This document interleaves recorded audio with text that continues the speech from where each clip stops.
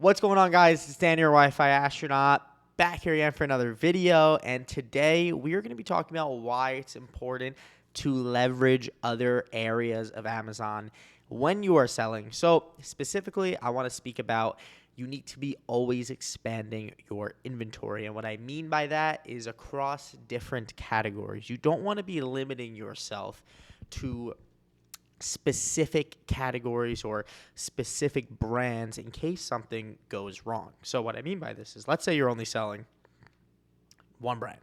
Let's say you got a really good deal, you got a really good connection with one brand. You're selling $100,000 of this brand a month, which again, this is very possible. This is Amazon. This is real stuff that happens. You might have a brand and you may have gotten a great deal with it, and you may be making $10,000, $15,000, $20,000 a month, selling it 100K sales a month. If and when problems start to arise with this brand, and problems could look like, one, you get kicked off the brand. They say, hey, we're not doing it anymore. Two, the prices rise. Three, the demand could fall. What else could happen? They could start allowing other people to sell this brand as well. Maybe it's not as exclusive as it once was. You need to be diversifying across different categories on Amazon. So, for example, I sell a lot of products in electronics, right? That is my main category. That's what I know. It's what I honestly really like and enjoy. However, I understand this is necessary in case certain brands in my electronics start to fall off. Maybe too many people are getting on them now, or they're not as exclusive as they once were or as profitable.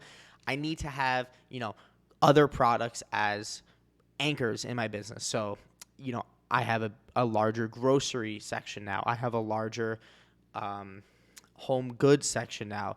Sports and outdoor section, pretty much going all across the board in my products. I'm not just hyper focused in electronics. While that is my main, that is one of my main focuses. I have I pretty much have a whole VA or two now dedicated to just expanding outside of electronics, because it's just something you need to do. You need to be leveraged outside of what you're comfortable with. So right now, if you guys are only selling, even if that's just a few products, this goes for even if it's a specific ASIN.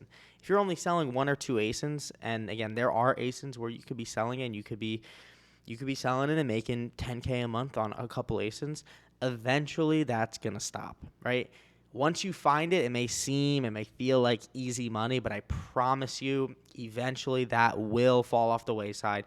It will stop. It might not be now, might not be a year from now, but eventually it will stop, and then you're going to be left there with no product selling. You're not going to know what to do. You don't know how to source inventory anymore, and you're going to be kind of lost, and you're going to feel like you're going to have to start from zero again to learn up how to source profitable inventory.